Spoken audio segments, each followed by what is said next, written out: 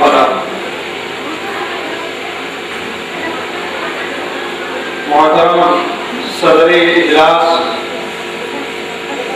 معزز علماء کرام، شہر و بیرون شہر سے تشریف لائے ہوئے مہمانان گرامی،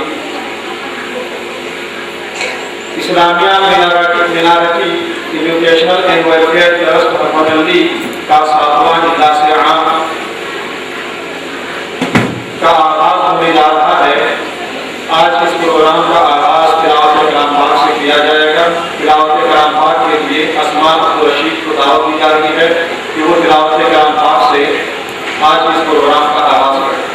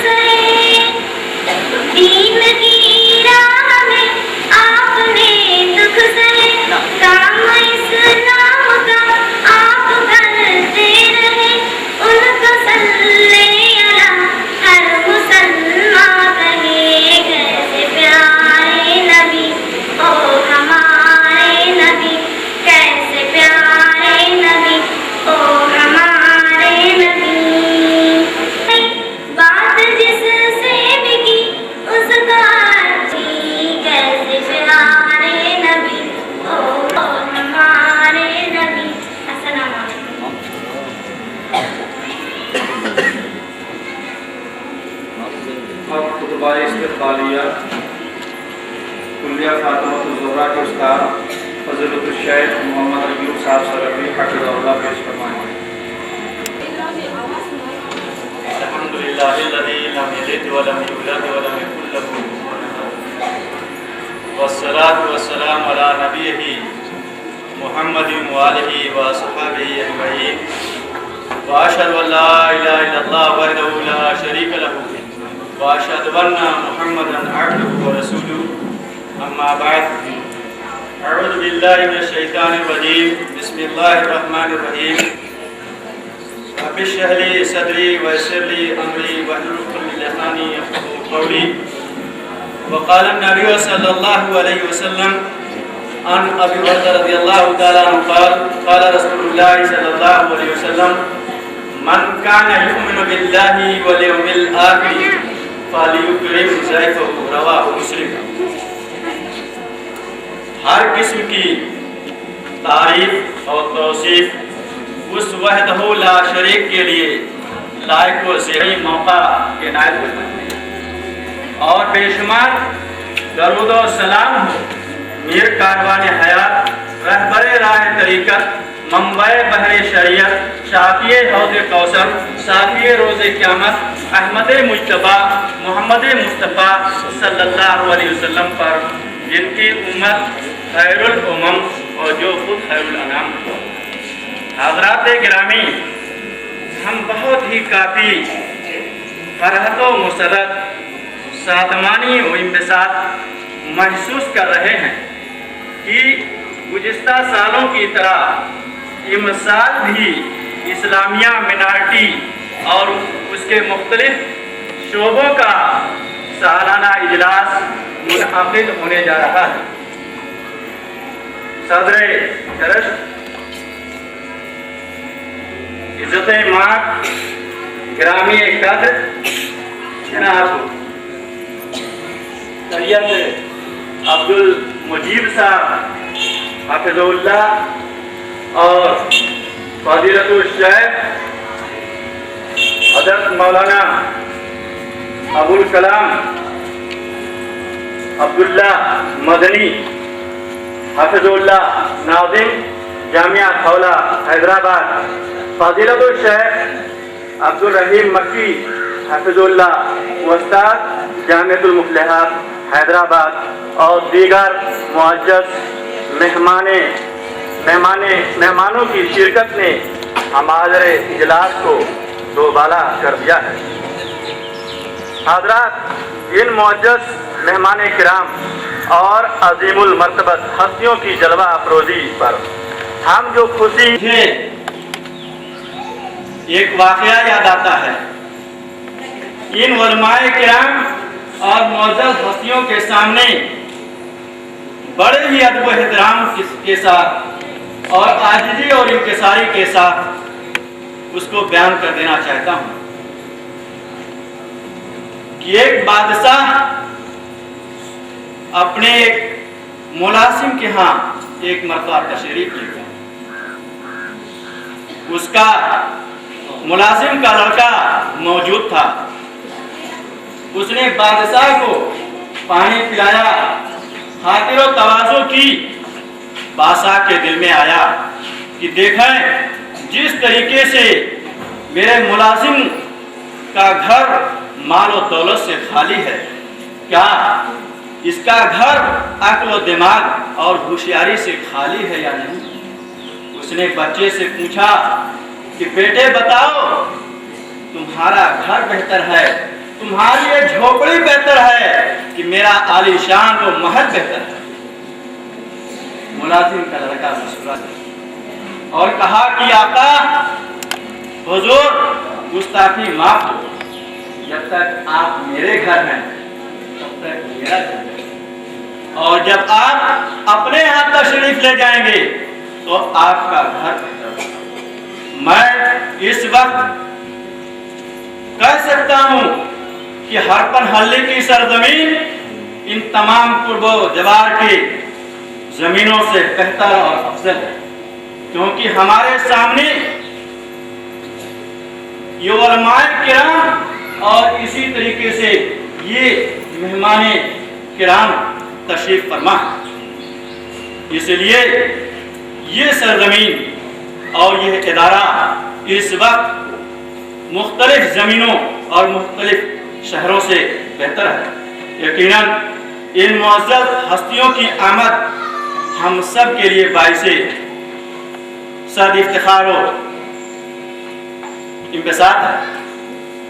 آپ نے قلت وقت اور کثرت مسائل کے باوجود ہماری دعوت پر لبیک کہتے ہوئے ہر طرح کی تکلیف و مسائل کو برداشت کرتے ہوئے آپ ہمارے ہاں تشریف لائے، اس لیے ہم اپنی طرف سے اور سیکریٹریٹ ٹرسٹ فضیلت الشیخ عبدالوہاب جامعی حفظ اللہ اور امین کلیہ اور جملہ معلمین اور معلمات اور کلیہ فاطمۃ الزہرا الاسلامیہ للبنات کی جانب سے ہم آپ کا استقبال کرتے ہیں۔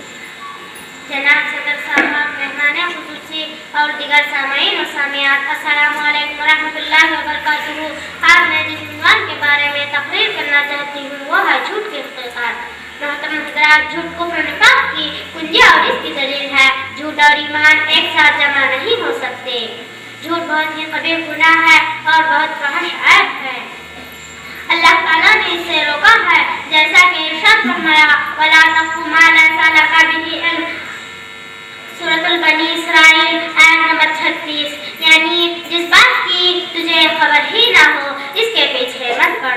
اور حضرت ابن مسعود رضی اللہ عنہ سے روایت ہے کہ رسول اللہ صلی اللہ علیہ وسلم نے فرمایا بے شک سچائی نیکی کی طرف لے جاتی ہے اور نیکی جنت کی طرف لے جاتی ہے، اور آدمی ہمیشہ سچ بولتا رہتا ہے یہاں تک کہ اللہ تعالیٰ کے یہاں سے تسلیم دیا جاتا ہے، اور جھوٹ برائی کی طرف لے جاتی ہے اور برائی جہنم کی طرف لے جاتی ہے، اور آدمی جھوٹ بولتا رہتا ہے یہاں تک کہ اللہ تعالیٰ کے یہاں جھوٹا لکھ دیا جاتا ہے۔ ایک دوسری حدیث میں ہے کہ چار چیز جس کے اندر موجود ہو وہ خالص منافق ہوگا، جس کے اندر ان میں سے کوئی ایک چیز پائی گئی تو گویا اس کے اندر نفاق کی ایک خصلت پائی گئی، یہاں تک کہ وہ اس کو چھوڑ دے۔ وہ چار خصلتیں یہ ہیں: نمبر 1 امانت میں خیانت کرنا، نمبر 2 جھوٹ بولنا، نمبر 3 وعدہ خلافی کرنا، نمبر 4 جھگڑے کے وقت گالی بکنا۔ حضرات گرامی، دیکھا آپ نے جھوٹ بولنا کتنا بڑا گناہ ہے۔ جھوٹ بولنے والا منافق ہوتا ہے، اللہ تعالیٰ اس کو دوزخ میں ڈال دے گا جو بہت ہی خطرناک جگہ ہے۔ اسی لیے ہم سب کو چاہیے کہ ہم سچ بولیں، کبھی جھوٹ نہ بولیں۔ ہماری ماں بہنوں کو چاہیے کہ اپنے بچوں کو سچ بولنے کا حکم دیں تاکہ اللہ تعالیٰ ہم سے خوش ہو جائے۔ آخر میں اللہ رب العالمین سے دعا ہے کہ اللہ رب العالمین ہم تمام کو سچ بولنے کی توفیق عنایت عطا فرمائے، آمین۔ والسلام علیکم ورحمۃ اللہ وبرکاتہ۔ الرحیم مالک یوم الدین، اما بعد۔ محترم و مکرم صدر صاحب، دیگر مہمان خصوصی جناب سیکریٹری صاحب، دیگر سامعین و سامعات، میں آج اس پر رونق بزم میں ایک تقریر پیش کرنا چاہتی ہوں جس کا عنوان ہے اسلام میں اخلاق کا مقام۔ اخلاق ایک حسن الہی کا تاج ہے، اخلاق ایک حسن الہی کا تاج ہے جس کے سر پہ زمانے میں اس کا راج ہے۔ اسلام میں اخلاق کا درجہ بے حد بلند ہے، بلکہ اسلام اخلاق کے بغیر کچھ بھی نہیں۔ حضور صلی اللہ علیہ وسلم سے پوچھا گیا کہ اے اللہ کے رسول صلی اللہ علیہ وسلم، اسلام کی حقیقت کیا ہے؟ تو آپ صلی اللہ علیہ وسلم نے جواب دیا، اسلام اخلاق کو کہتے ہیں۔ آپ نے 3 بار دہرایا، اسلام تو سراپا اخلاق کا نام ہے۔ مومن کے تمام اعمال صالحہ میں سب سے اونچا مقام اس کے اخلاق کو ہی حاصل ہے۔ اسی لیے حضور صلی اللہ علیہ وسلم نے فرمایا بد اخلاقی سے بچو، اس لیے کہ بد اخلاقی انسان کے اعمال صالحہ کو اس طرح خراب کر دیتی ہے جیسے سرکہ شہد کو خراب کر دیتا ہے۔ یہی وجہ ہے کہ قرآن کریم میں اللہ تعالیٰ نے حضور صلی اللہ علیہ وسلم کے کسی عمل کی تعریف نہیں کی، جبکہ آپ صلی اللہ علیہ وسلم کا ہر عمل اعلیٰ و عرفہ ہے۔ روزہ، نماز، تلاوت وغیرہ جتنے بھی اعمال ہیں ان میں ہر عمل اونچے درجے کا ہوتا تھا، لیکن اللہ تعالیٰ نے ان اعمال کی تعریف نہیں کی۔ اگر تعریف کی ہے تو حضور صلی اللہ علیہ وسلم کے اخلاق کی تعریف کی ہے۔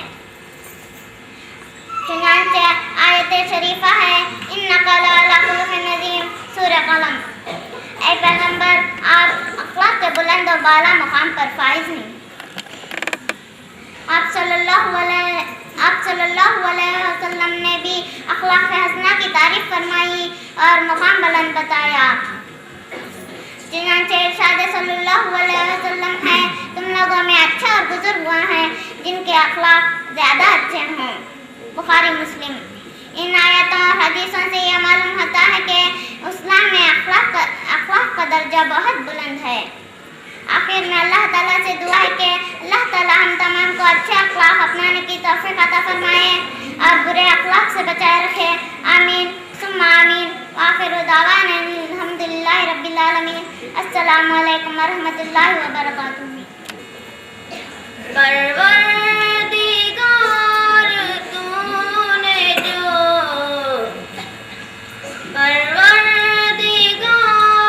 तूने जो हद से सिवा दिया, ज़र्रे को आफ़ताब जो दरख्शां बना दिया। तेरी अता का हाल समझ में ना सका।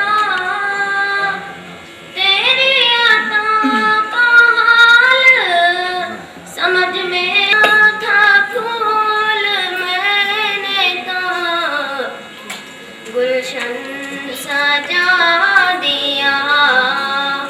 तेरी नायतों पे बड़ा नाज है मुझे। तेरी नायतों पे बड़ा नाज है मुझे। तूने ही दिल को इश्क के काबिल बना दिया। तेरी निगाहे हुस्न से है गर्मी हया।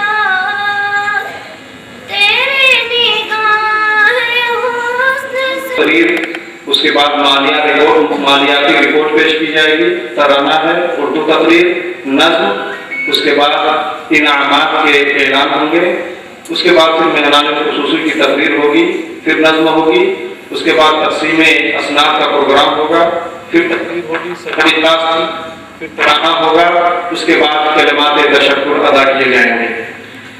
अब उर्दू ज़ुबान में तकरीर करने के लिए नूर अब्बास आएंगी, जो माने इल्म का अदाब के मौजू पर तकरीर करेंगे।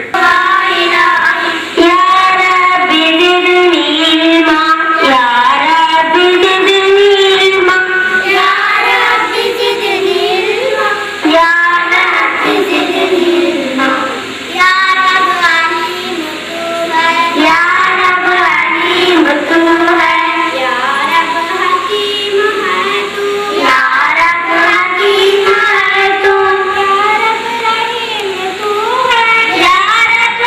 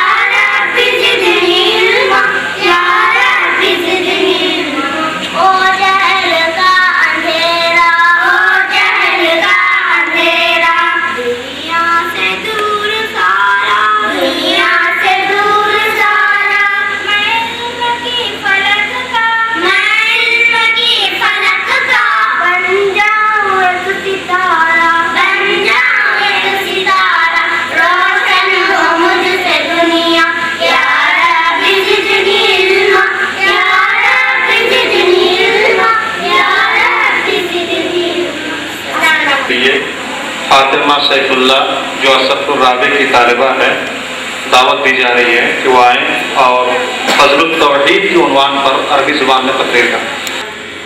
أريد أن ألقي أمامكم خطبة بليغة حول الموضوع فضل التوحيد. إن التوحيد هو أول واجب دعا إليه الرسل وهو أصل دعوته. قال تعالى: ولقد بعثنا في كل أمة رسولا أن يعبدوا الله واجتنبوا الطاغوت. النحل. التوحيد هو أعظم حق لله تعالى على عبيده الذين خلقهم وفطرهم ورزقهم، وللتوحيد فضائل عدة منها. هو سبب لدخول الجنة. لقد كفر الذين قالوا إن الله هو المسيح ابن مريم وقال المسيح شيئا دخل النار. التوحيد شرط لقبول العمل والشرك سبب لإحباطه. قال تعالى: ولقد أوحي إليك وإلى الذين من قبلك لئن أشركت ليحبطن عملك ولتكونن من الخاسرين. الزمر. وقال تعالى: فمن كان يرجو لقاء ربه فليعمل عملا صالحا ولا يشرك بعبادة ربه أحدا. الكهف. التوحيد يكفر الخطايا ويحط السيئات، لقوله تعالى في الحديث القدسي: يا بني آدم لو أتيتني بقراب الأرض خطايا ثم لقيتني لا تشرك. التوحيد التمكين أمنا. النور. فمن حقق التوحيد والإيمان الصحيح آخرة تارك الدنيا خلفه وقد فارق الأحباب فيجد أمامه تلك النبتة والثمرة الطيبة التي كانت سببا في حسن خاتمته فيموت ميتة حسنة بإذن الله تعالى، وتحصل له البشارة من الملائكة بالأمن وعدم الخوف والبشارة له بالجنة والنعيم المقيم. قال تعالى: الذين تتوفاهم الملائكة الطيبين يقولون سلام عليكم ادخلوا الجنة بما كنتم تعملون. النحل. الخلود في الجنة. قال تعالى: أولئك هم الوارثون الذين يرثون الفردوس هم فيها خالدون. بعد اردو زبان میں تقریر تمنا تاج کرے گی. ہے ترک تعلیم کے اسباب و علاج. تمنا تاج. أما بعد، أعوذ بالله من الشيطان الرجيم. بسم الله الرحمن الرحیم. اقرأ باسم ربک الذی خلق. برادران اسلام، تعلیم حاصل کرنے کی اہمیت اور فضیلت کا اندازہ اس بات سے ہونا چاہیے کہ اللہ تعالیٰ نے اپنے آخری پیغمبر محمد رسول اللہ صلی اللہ علیہ وسلم کو سب سے پہلے جو حکم دیا وہ تھا. بسم اللہ الرحمن الرحیم. اقرأ باسم ربک الذی خلق. سورہ اعراف آیت نمبر 1، جس کا ترجمہ ہے پڑھو اپنے رب کے نام سے جس نے پیدا کیا. اور رسول اللہ صلی اللہ علیہ وسلم نے اپنی امت کو حکم دیا: طلب العلم فریضۃ علی کل مسلم. ابن ماجہ، جس کے معنی ہیں علم حاصل کرنا ہر مسلمان پر فرض ہے. آپ کے سامنے پیش کردہ آیت کریمہ اور حدیث پاک سے ایک بات واضح ہو گئی کہ اسلام میں تعلیم حاصل کرنا کتنا ضروری ہے. اس کے باوجود آج جو تعلیمی رپورٹ ہمارے سامنے آ رہی ہے، اس سے پتہ چلتا ہے کہ اس وقت نہ صرف ہندوستان میں بلکہ پوری دنیا میں سب سے ناخواندہ ان پڑھ قوم مسلم قوم ہے. مسلم طلبہ کے اندر آج تعلیم کے دوران ہی تعلیم ترک کر دینے کا رجحان زور پکڑتا جا رہا ہے. اس طرح قوم ملت کے رہنما اور رہبر بہت کم توجہ دے رہے ہیں. آج کی تقریر میں ترک تعلیم کے اسباب پر روشنی ڈالنے کی کوشش کروں گی. پہلا سبب تعلیم کا مادری زبان میں نہ ہونا. آج مسلم خاندانوں کی یہ سوچ ہے کہ بچوں کو شروع سے ہی انگلش میڈیم اسکول میں تعلیم دلانا ضروری ہے. والدین کی یہ سوچ صحیح نہیں ہے، کیونکہ بچہ اپنے گھر اور ماحول میں اپنی مادری زبان میں بات چیت کرتا ہے، اور جب اسکول میں اس کا واسطہ غیر مادری زبان میں ہوتا اس کو سمجھ نہیں پاتا اور ایک بہت سمجھتا ہے. نتیجے میں بچے کی بنیادی تعلیم کمزور ہو جاتی ہے اور بیچ میں ہی تعلیم چھوڑ دیتا ہے. جو اردو پرائمری اسکول کی طالبہ تھی، اب اس کے بعد نعت پڑھنے کے لیے حاجرہ اقبال شیخ کو دعوت دی جا رہی ہوں. وہ آئیں اور نعت پڑھیں. وہ نبیوں میں رحمت لقب پانے والا. الحمدللہ رب العالمین والصلاة والسلام علی رسول کریم. اما بعد، قال اللہ تعالی فی القرآن المجید والفرقان الحمید: اعوذ باللہ من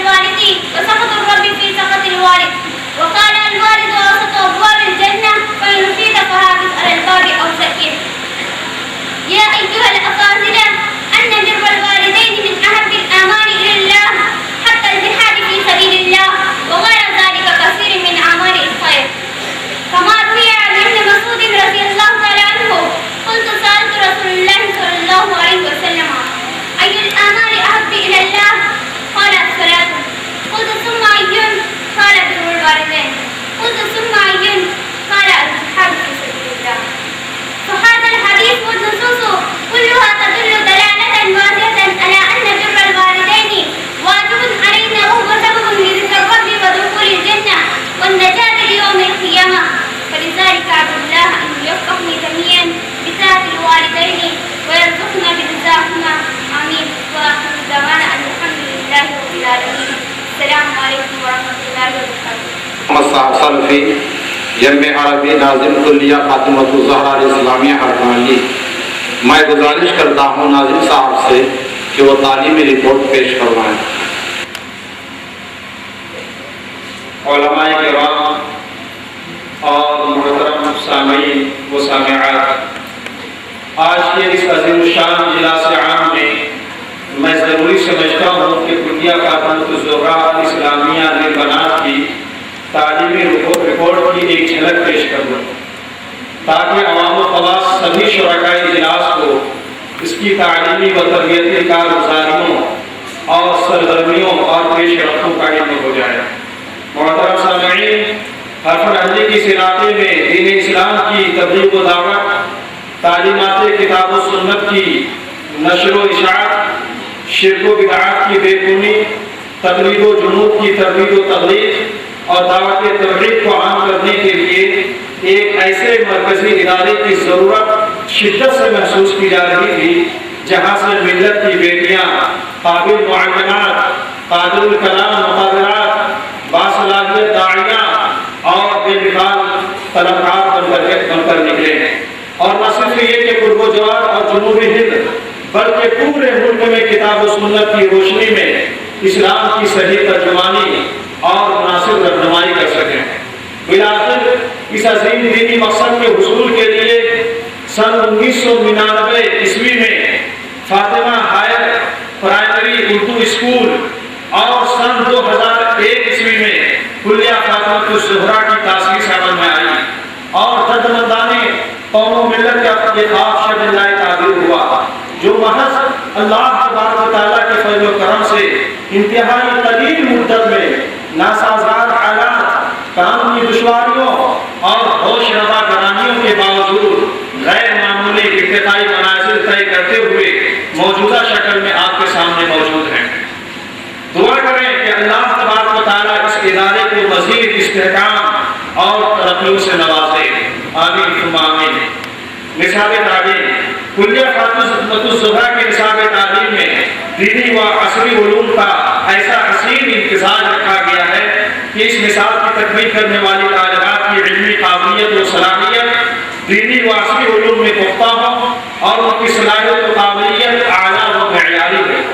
اس نصاب تعلیم کو اساتذہ کلیہ میں فضیلت الشیخ مولانا عبدالوہاب صاحب جامی حفظہ اللہ بڑی دقت نزدی سے مرتب کیا ہے. دینی و عصری علوم پر مشتمل اس نصاب تعلیم کو ملک کی معتبر و علمی شخصیات کی نظر ثانی اور اصلاح اور تائید و توثیق حاصل ہے.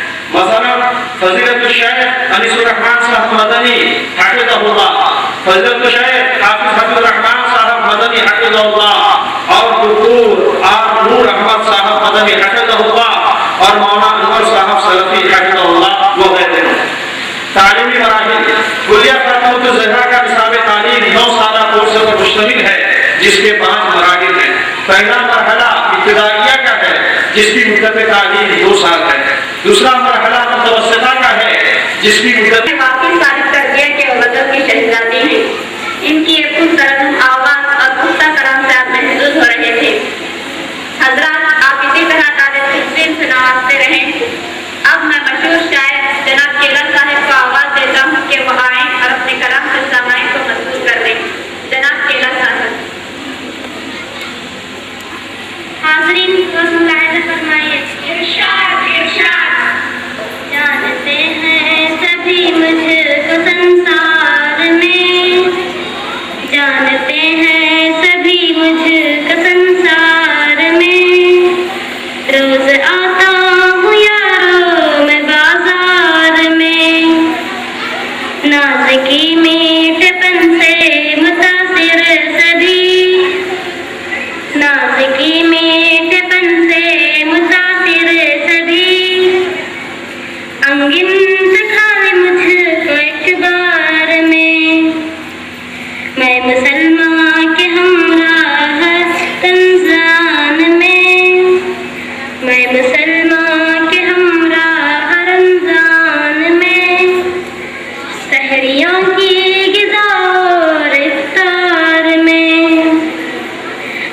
رہے بس ہمیشہ سجی جیسے تسبیح کے دانے کتار میں.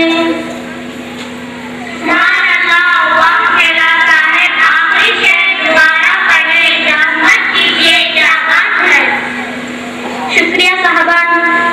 متحد یوں رہے بس ہمیشہ سجی متحد یوں رہے بس ہمیشہ سجی جیسے تصویر کے دانے کتار میں. السلام علیکم ورحمۃ اللہ وبرکاتہ. اب میں آپ کے اس مشاعرے کے اناؤنسر جناب سیف صاحب سے گزارش کرتی ہوں کہ وہ اپنی غزل سنائیں. جناب سیف صاحب بہت دور سے تشریف لائے ہیں, نہایت سنجیدگی سے سنیں. السلام علیکم. السلام علیکم. بہت کشمیر شملہ میری باسیاں ہیں, ادھر جھیل میں تیرتی کشتیاں ہیں, ذخائر وٹامن کے مجھ میں چھپے ہیں, ذخائر وٹامن کے مجھ میں چھپیاں ہیں, مزہ سب سے ہٹ کر وہ خوشبو الگ ہے. گاجر صاحبہ کو بلاؤ, گاجر صاحبہ کو بلاؤ.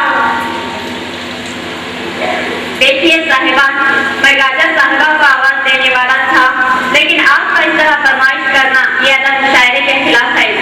جب مشاعرے کا دوسرا دور ہوتا ہے اس وقت آپ کی فرمائش قابل قبول ہوگی, اس بات کا خیال رکھیں. تو آئیے اب میں مشہور و معروف شاعرہ جنہوں نے بڑا نام کمایا, آپ تحت اللفظ کی شاعرہ ہیں اور ان کا شعری مجموعہ بھی منظر عام پر آ چکا ہے, جس کا سامعین بس حاصل ہے. ارشاد گاجر صاحبہ, ارشاد ارشاد. جدا سا پھلوں سے اگر میں پھلی ہوں, جدا سا پھلوں سے اگر میں پھلی ہوں, بڑے فخر سے باغ پہ میں پھلی ہوں.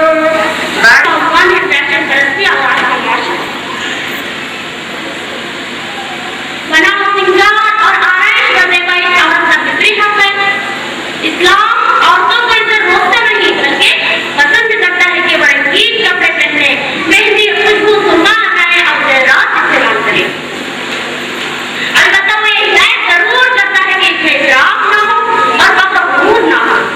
اس سوری آرائش وظیفہ بنا سنگار صرف اس کے لیے ہو جس کو گھر کی عورت نے اپنے بچے میں اپنا شریک زندگی منتخب کیا ہے. بہت ساری عورتیں ایسے ہیں جو اپنے خود کو جمع اور چم چم کرتے زیوروں میں دل نوازادوں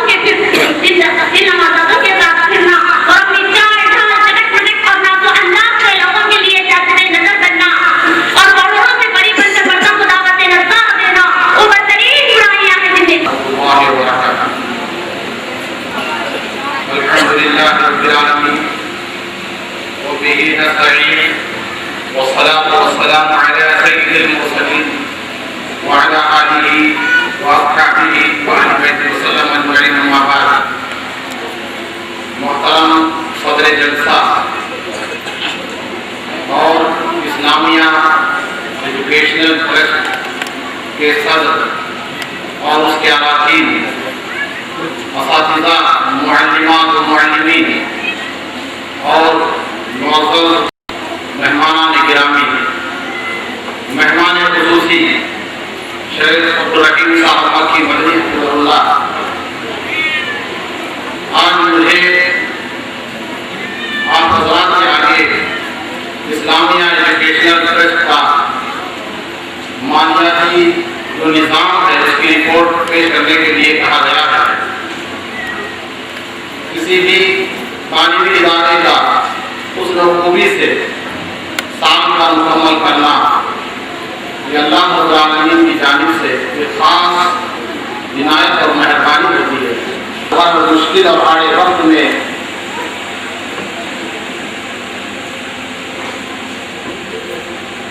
اس ادارے کا ہاتھ تھامتے ہیں بغیر کسی پریشانی اور مصیبت کے.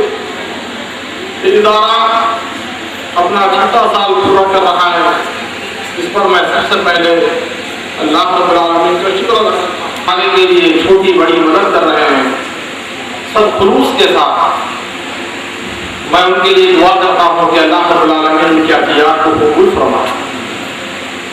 जिन्होंने भी इस इदारे का ताउन किया है, माली मदद की है, मादी मानवी ताउन या मदद किया है, मेरे अपने अंदाजे के मुताबिक वो बड़े खुलूस से, बड़ी मोहब्बत से उन्होंने ताउन दिया है।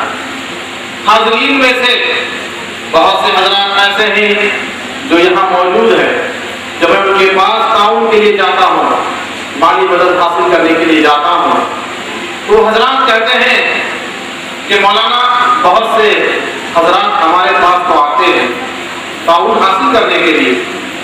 हमने देखा है कि जैसे ही ऐलान होता है तो लोग मुख्तलिफ रास्ते तलाश करके निकल जाते हैं, लेकिन ये देखकर हमको खुशी होती है, ताज्जुब होता है कि लोग आपके अतराफ जमा होकर के अपना अपना ताउन पसंद खुशी देकर फिर आपसे मुलाकात करके दुआ देकर जाते हैं। मेरे इस्लामी भाइयों, इस अल्लाह सुब्हानहू व तआला के एहसान पर मैं अल्लाह रब्बुल आलमीन का शुक्रिया अदा करते हुए उन तमाम मुखलिस मुआमिलीन, मुहसिनीन, हमदर्दान और खैरख्वाहान के लिए अल्लाह सुब्हानहू व तआला से दुआ मांगता हूँ कि रब्बुल आलमीन उनके अतियात को कबूल फरमाए और इसका अजर अल्लाह रब्बुल आलमीन उन्हें दुनिया और आखिरत में अता फरमाए। बड़ी नासिबासी होगी, नाकदरी होगी अगर मैं उस खानदान का जिक्र ना करूँ जो इस इदारे के लिए अपनी जानिब से खास हथियार उन्होंने इनायत किए और इदारा अल्हम्दुलिल्लाह अज़ीम तरक्की की तरफ जा रहा है।